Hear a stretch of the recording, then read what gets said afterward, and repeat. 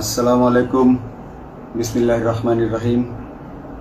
আমি বাংলাদেশ পুলিশের একজন কর্মকর্তা এসআই মাসুদ রানা। আমি আপনাদের কাছে কিছু তথ্য তুলে ধরতে চাই, যেটা বাংলাদেশের মানুষ অনেক দিন ধরেই জানে না, বা তারা এই প্রশ্নের উত্তর খুঁজছে অনেক বছর ধরে, কিন্তু কোনো উত্তর খুঁজে পায়নি। আজকে যাকে সেনাবাহিনী থেকে অব্যাহতি দেওয়া হলো, মেজর জেনারেল জিয়াউল হাসান, যিনি এনটিএমসির প্রধান ছিলেন এবং তিনি র্যাবের অতিরিক্ত পরিচালক ছিলেন। অতিরিক্ত পরিচালক অপারেশন। তিনি মেজর থাকতেই র্যাবে ছিলেন এবং বাংলাদেশে যত গুম খুন হয়েছে, বিএনপি সহ অন্যান্য যারা অ্যাক্টিভিস্ট, সেই গুম খুনের সাথে জড়িত এই জিয়াউল হাসান। অনেক নেতাদেরকেই র্যাবের কালো গাড়িতে করে সিভিলে ধরে আনা হতো, এনে র্যাব ওয়ানের গোপন আস্তানায় তাদেরকে আটক রাখা হতো। এরপর তাদেরকে সময় মতো অজ্ঞাত স্থানে নিয়ে তাদেরকে হত্যা করা হতো এবং অজ্ঞাত স্থানেই তাদের লাশ হয়তো নদীতে ডুবিয়ে দেওয়া হতো, নয়তো তাদেরকে দাফন করা হতো, নয়তো অ্যাসিডের মাধ্যমে তাদের লাশকে গলিয়ে দেওয়া হতো। আমি 2014 অক্টোবর থেকে 2017 ডিসেম্বর পর্যন্ত র্যাব সদর দপ্তরে কর্মরত ছিলাম। তখন র্যাবের ডিজি ছিলেন বেনজির, যিনি আজকে দেশের হাজার হাজার কোটি টাকা চুরি করে, পুলিশের হাজার হাজার কোটি টাকা চুরি করে পালিয়ে গেছেন বিদেশে। তো আমি দেখেছি অনেক মানুষকে কিভাবে অন্যায়ভাবে গ্রেফতার করে নিয়ে গুম করে রাখা হতো। আমি রিসেপশনে ডিউটি করতাম। গুম হয়ে যাওয়া মানুষের স্বজনেরা আমার কাছে আসতো, কিন্তু আমাদেরকে কঠোর নজরদারিতে রাখা হতো। সিসি ক্যামেরার আওতায় ছিলাম, তাদের সাথে আমরা ওভাবে কথা বলতে পারতাম না। তাদেরকে কোনো তথ্য দেওয়া নিষেধ ছিল আমাদের জন্য। কিন্তু তাদের স্বজনরা আসলে এসে যখন এখানে কান্না করতো, আমি নিজেকে ধরে রাখতে পারিনি। আমি অনেকের স্বজনকেই তাদের স্বজনের, গুম হয়ে যাওয়া স্বজনের পরিণতির কথা জানিয়ে দিতাম। বিশেষ করে যাদেরকে মেরে ফেলা হতো, খুন করা হতো, তাদেরকে আমি খারাপ সংবাদটা দিতাম না। কিন্তু যাদেরকে বন্দি করে রাখা হতো, যেমন বিএনপি নেতা সালাউদ্দিন আহমেদকে যখন অ্যারেস্ট করে আনা হলো, তিনি অ্যারেস্ট করার সময় ধস্তাধস্তিতে মাথায় আঘাত পেয়েছিলেন। তাকে র্যাব ওয়ানের গোপন কক্ষে আটক করে রাখা হয়েছিল দীর্ঘদিন। এরপর তাকে এক সময় ভারতে পাচার করে দিয়ে আসা হয়। তাকে অজ্ঞাত কারণে হত্যা করা হয়নি। তার ফ্যামিলি এসেছিল, তার স্ত্রী হাসিনা আহমেদ, তার ভাই গিয়াসউদ্দিন আহমেদ। ওনারা আমার কাছে বেশ কয়েকবার এসেছেন। আমি কয়েকদিন ওনাদের এই উদ্বেগ, উৎকণ্ঠা, আমার সামনে বসে কান্নাকাটি দেখে আমি থাকতে পারিনি। আমি ওনাদেরকে কৌশলে আমার ফোন নাম্বার দিয়ে আমি ওনাদের সাথে দেখা করি। দেখা করে ওনাদেরকে জানিয়ে দিই যে সালাউদ্দিন সাহেবকে হত্যা করা হয়নি, উনি জীবিত আছেন এবং ওনাকে হত্যা করার সিদ্ধান্ত নেওয়া হয়নি। এই সিদ্ধান্তগুলো জেনে নিতেন তিনি হচ্ছেন বর্তমানে মেজর জেনারেল জিয়াউল হাসান, যাকে আজকে অব্যাহতি দেওয়া হয়েছে। শুধু অব্যাহতি যদি দেয়া হয়, তাকে যদি বিচারের মুখোমুখি করা না হয়, তাহলে এই আন্দোলনের, এই স্বাধীনতার কোনো মূল্য থাকবে না। আমি আজকে আর কাউকে ভয় পাই না। আমি আজকে বিশ্বাস করি যে আজকে আমাকে এই সত্য বলার জন্য কেউ গুম করে দিতে পারবে না, এই সত্য বলার জন্য কেউ আমাকে অ্যারেস্ট করবে না। সেই কারণে আমি বুকে সাহস নিয়ে আজকে কথাগুলো বলছি।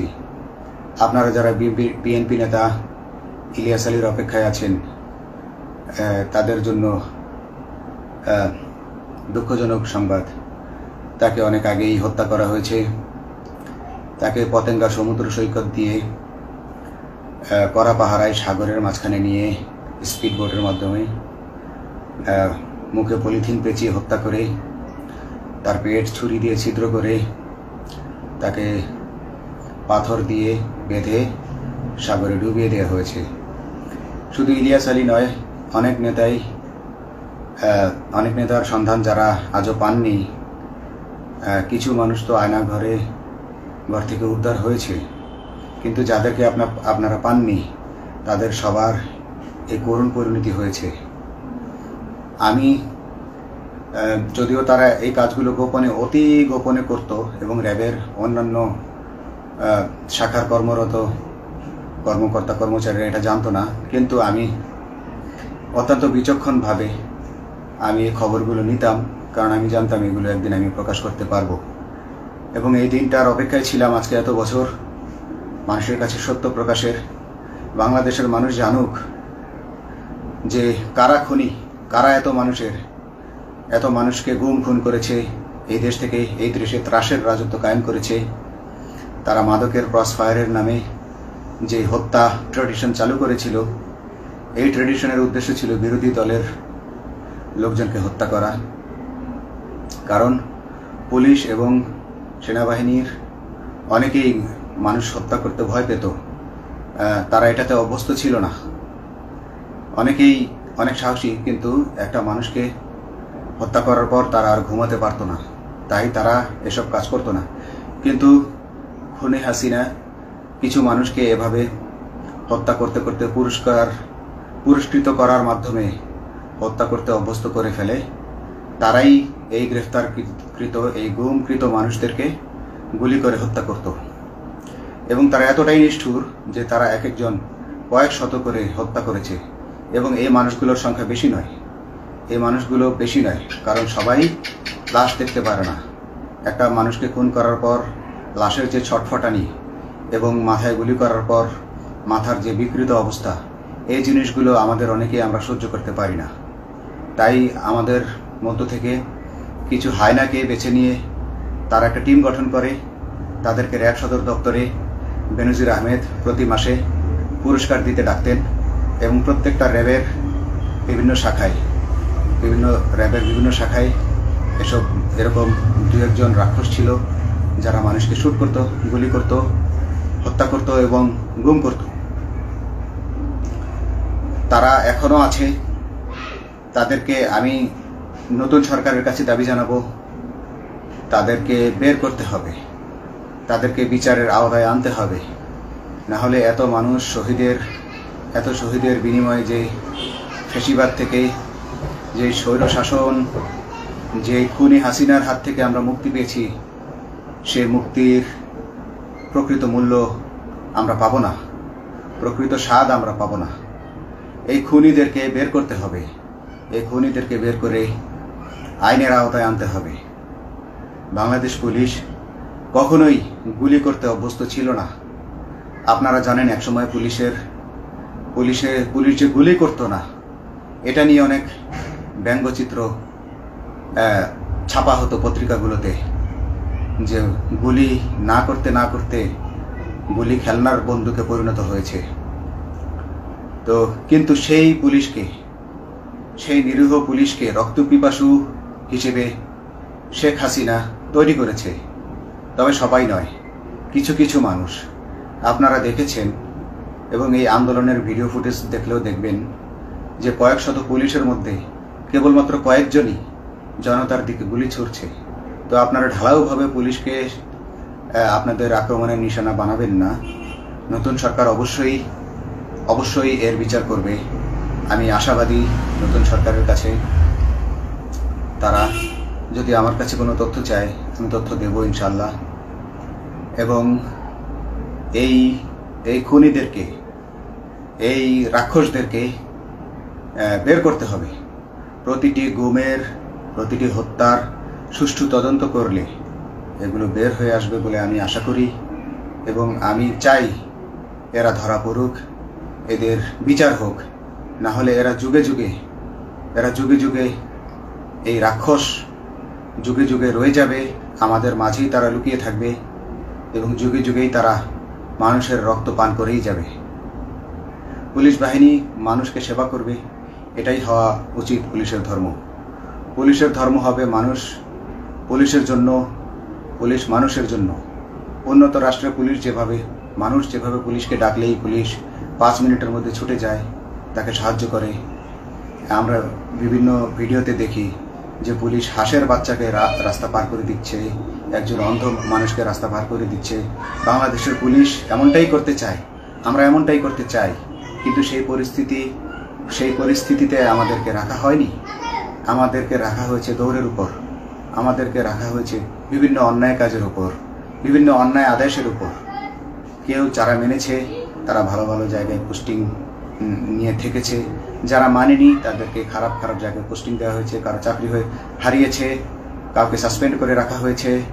আমি নিজেও একজন এমন বৈষম্যের শিকার, অন্যায় মিথ্যা মামলার শিকার হয়ে আমি নিজেও বর্তমানে সাসপেনশন অবস্থায় আছি এবং এই সাসপেনশন অবস্থায় থেকে আমি আল্লাহর কাছে শুকরিয়া জানাই, কারণ এই সাসপেনশন থাকার কারণে আমি ছাত্র জনতার আন্দোলনের সাথে সংযুক্ত হতে পেরেছি। আমি সবসময় আল্লাহর কাছে দোয়া করেছি যে আল্লাহ, তুমি আমাকে মুজাহিদ হিসেবে কবুল করো, আমাকে জিহাদ করার তৌফিক দান করো এবং আমাকে শহীদি মৃত্যু দান করো। এবং আল্লাহ আমার দোয়া কবুল করেছেন। আমি ছাত্র জনতার সাথে এই জিহাদে অংশগ্রহণ করেছি, ছাত্র জনতা সফল হয়েছে। আমি গর্বিত আমি এই আন্দোলনে একজন পুলিশ অফিসার হয়েও আমি অংশগ্রহণ করতে পেরেছি। তো যাই হোক, আমি চাইব যে বাংলাদেশ পুলিশের, র্যাবের যে সকল কর্মকর্তা অগণিত মানুষের গুম খুনের সাথে জড়িত ছিল তাদেরকে ধরা হোক, তাদেরকে আইনের আওতায় আনা হোক। আমাদের মতো অনেক অফিসার আছি যারা এসব কুকর্মের সাক্ষী, আমরা সাক্ষ্য দেব। আমরা এখন আর ভয় পাই না। আমরা আসলে যে ভয় পেয়েছি তা নয়, আমাদের বাহিনীতে টিকে থাকাটা জরুরি ছিল। জনগণের স্বার্থেই আমাদের বাহিনীতে থাকা জরুরি ছিল, কারণ আমরা যদি বাহিনী থেকে আউট হয়ে যেতাম তাহলে এসব তথ্য আমরা জানতে পারতাম না এবং জনতার কাছে পৌঁছাতে পারতাম না। জনতার কথা বলতে হলে, জনতার সাথে থাকতে হলে আমি পজিশনেও থাকতে হবে। এই জন্য অনেক কিছুই প্রকাশ করিনি, কারণ আপনারা ভালো মতোই জানেন যে অনেক সেনাবাহিনীর মেজরকেও গুম করে দেওয়া হয়েছে যারা মুখ খুলেছে। আমি তো একজন সামান্য সাব ইন্সপেক্টর, আমাকে গুম করে দেওয়া তাদের 1 সেকেন্ডের ব্যাপার ছিল। তো আমি এখন বিশ্বাস করি যে এখন সেই দিন, সেই কালো মেঘ সরে গেছে আকাশ থেকে, আকাশ মুক্ত হয়েছে, এই দেশ জালিমের শাসন থেকে মুক্ত হয়েছে। আল্লাহ তাআলা আমাদের উপর রহমত বর্ষণ করেছে। অগণিত মুসলিমের দোয়া আল্লাহ তাআলা কবুল করেছেন, অগণিত 18 কোটি মানুষের দোয়া আল্লাহ কবুল করেছেন। নইলে এইভাবে হঠাৎ করে 15 দিনের মধ্যে 15 বছর ধরে গড়ে ওঠা রাক্ষসের পতন ঘটা আল্লাহর রহমত ছাড়া এটা কখনোই সম্ভব হতো না।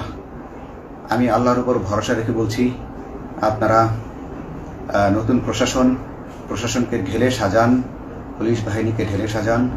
এই সিস্টেমের মধ্যেই, পুলিশের এই সিস্টেমের মধ্যেই গণ্ডগোল আছে, নিয়োগের মধ্যে গণ্ডগোল আছে। আপনারা এই সিস্টেমগুলো পরিবর্তন করুন, আপনারা এই সিস্টেম পরিবর্তনে সাহায্য করুন এবং পুলিশ ডিপার্টমেন্টে যত ডিপার্টমেন্টাল পরীক্ষা আছে এগুলো তুলে দেন। এই ডিপার্টমেন্টাল পরীক্ষাগুলোর মাধ্যমে আমাদের ঊর্ধ্বতনরা আমাদের গলা সবসময় চিপে ধরে রাখে, ঠিক আছে? সেজন্য আমরা তাদের কাছে সবসময় আটকা থাকি। এজন্য আমরা অনেক কিছু বলতে পারি না, অন্যায়ের প্রতিবাদ করতে পারি না। তো এই সিস্টেম পরিবর্তন জরুরি। ডিপার্টমেন্টে কোনো পরীক্ষা থাকা যাবে না। কনস্টেবল হতে যারা একটা নির্দিষ্ট সময় পর তার বিভিন্ন কোর্স করানোর মাধ্যমে তার প্রমোশন হতে হবে। সাব ইন্সপেক্টরে ভর্তি হয়ে 5 বছর পর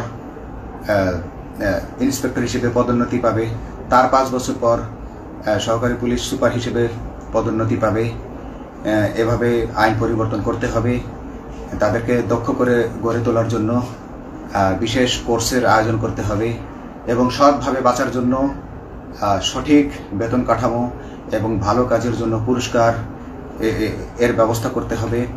বিভিন্ন যে চোরাই মাল মাদক উদ্ধারের জন্য সেক্ষেত্রেও বিশেষ পুরস্কারের ব্যবস্থা থাকতে হবে এবং বাসস্থান এবং যানবাহন, পুলিশের যেই ব্যয়টা হয় সেটা হচ্ছে বাসস্থান এবং যানবাহন। পুলিশ আমরা নিজের বেতনের টাকা দিয়ে মোটরসাইকেল কিনে চাকরি করতে হয়, এই বিষয়টা যেন না করতে হয় এবং সরকারি বাসস্থান যদি আমাদেরকে দেয়া হয় তবে আমরা বেতনের টাকা দিয়ে আমরা মানুষকে সেবা দিতে পারবো, সৎভাবে চলতে পারবো এবং দেশের মানুষকে সন্তুষ্ট করতে পারবো ইনশাআল্লাহ।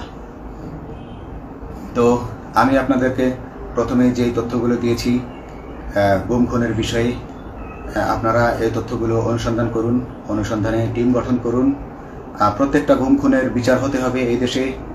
যারা আটক ছিলেন অনেকেই হয়তো এখন আয়নাঘর থেকে মুক্তি পেয়েছেন, কিন্তু যারা দুর্ভাগ্যের শিকার হয়ে মৃত্যুবরণ করেছেন তাদের আত্মীয় স্বজনরা, তাদের প্রতি আমার সমবেদনা রইল।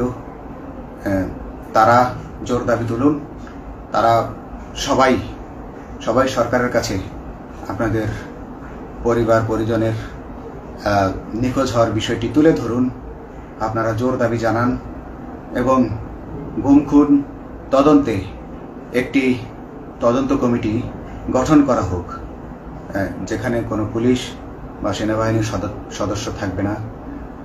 এটা হতে পারে বিচার বিভাগীয় তদন্ত বা অন্য কারো মাধ্যমে, কিন্তু এই হায়নাদের এই খুনিদেরকে বের করুন, বের করে এদেরকে শাস্তির আওতায় আনুন, তবেই এই তারা তাদের বলিদান সফল হবে। আসসালামু আলাইকুম।